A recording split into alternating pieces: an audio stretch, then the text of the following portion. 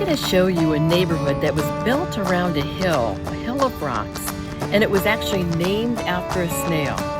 Stay tuned and don't forget to subscribe.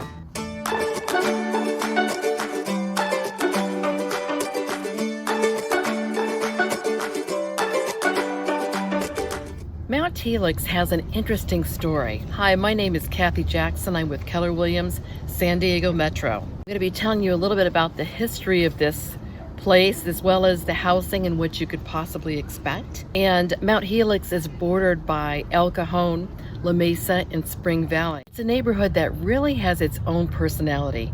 It has winding roads and it goes all the way to the top with, like I said, lots of rocks around and great views of places like El Cajon Mountain, Mount Miguel.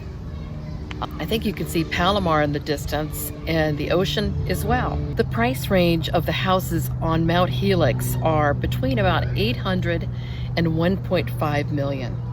And you'll find them ranging from anywhere from possibly 900 square feet on to 2,500, 3,000. There is an amphitheater at the top of Mount Helix. It's a park that people can go visit. It's kind of I think it's a hidden secret, even though a lot of locals know a little bit about it, but it is quite a treat to see. This amphitheater at the top can hold about 1,600 people, and there's all kinds of events that take place here. It was built in 1925 and gifted to the county in 1929. The founding family for this amphitheater is the Yawkey family. People come from all over to take a look at the great views here and walk on the trail that goes all the way down the hill. It's very nice. This area is considered the jewel of East County. It's known as that.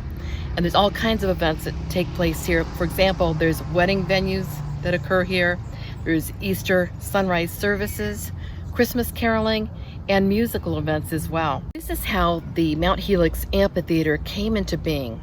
Back around the early 1900s, there was a woman by the name of Mary Carpenter Yawkey, and she was from Michigan, in fact, Saginaw, Michigan. She would come here and visit her daughter who lived on Mount Helix. And she would come yearly and, more than once a year probably.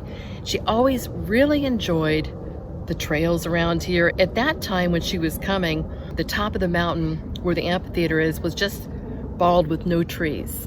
So Mary Yawkey would come to visit her daughter. She loved the area so much that eventually she came to live here in her later years.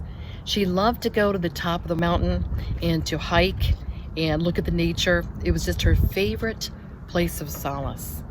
So Mary Carpenter Yawkey would come out every year, like I was saying, and then eventually she ended up living here because she liked it so much and she wanted to be close to her daughter as well.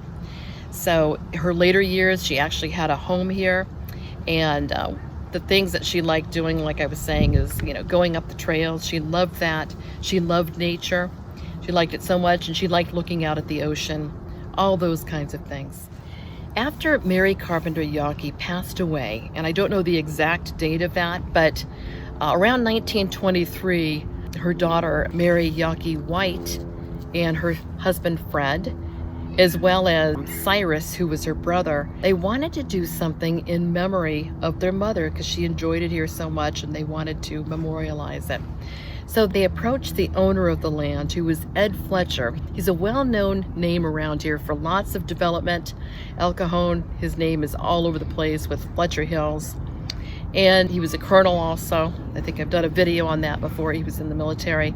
But he was a planner around this area, and they asked him if they could buy the property. They ended up buying it for spending about $100,000. He agreed to it because he was friends with them, and I think he knew the mother a little bit, and he just liked the idea of the memorial for their mother. He was happy to help them achieve that. The amphitheater was built by a local architect, Richard Riquois, and he also was one of the architects working on the Pan American exposition that was at Balboa Park. So he did the amphitheater, designed it and everything. Great views all around, if you could see it right now. And there's also a 35-foot Christian cross at the top of it.